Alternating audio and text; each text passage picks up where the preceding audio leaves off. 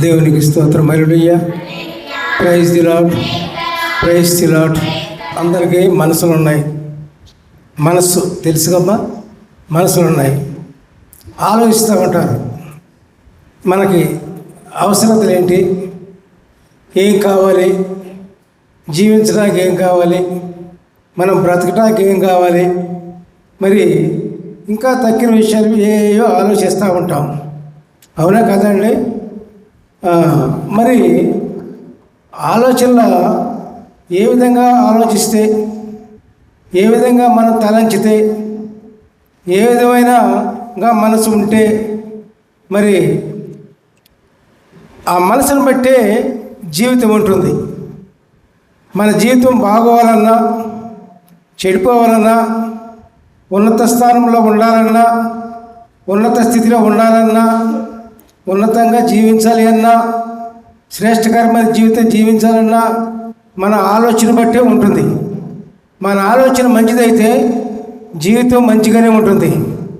ఆలోచన చెడ్డదైతే మన జీవితం చెడ్డగానే ఉంటుంది. మన ఆలోచన సమాధానకరమైనదైతే మన జీవితం కూడా సమాధానకరంగానే ఉంటుంది.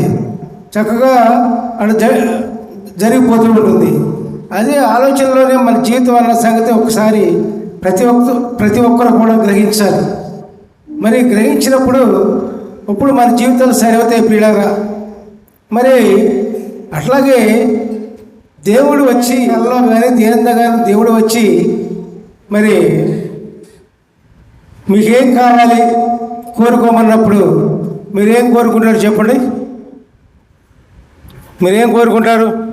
మీరు చెప్పండి. మామూలుగా ఏదో ఇల్లు కావాలను, ఏదో చదువుకున్నవాడు ఉద్యోగం కావాలను, తర్వాత ఇంకా ఏదో వ్యాపారం చేయాలని వ్యాపారం కావాలను, వ్యవసాయంలో బాగా తృప్తికరంగా చేయాలను, మరి ఏవో పనులు దొరకాలను, మరి ఉన్నతంగా ఉండాలను మనం కోరుకుంటూ ఉంటాం. మామూలు కోరుకునేది అదే కదా, అవునా చెప్పండి? మరి అట్లాగే దావీదు కుమారుడు అయినటువంటి సొలొమోను మరి రాజాగారి నుంచి వచ్చిన వాడే, కుమారుడే దావీదుకి. దేవుడు అడుగుతాడు కలలో, ఏమని అడుగుతాడు? కాబట్టి నేను మంచి చెడ్డలు వివేచించి నీ జనులకు న్యాయము తీర్చున్నట్లు నీ దాసుడనైనా నాకు వివేకము గల హృదయము దయచేయము. హల్లెలూయా. Praise the lord.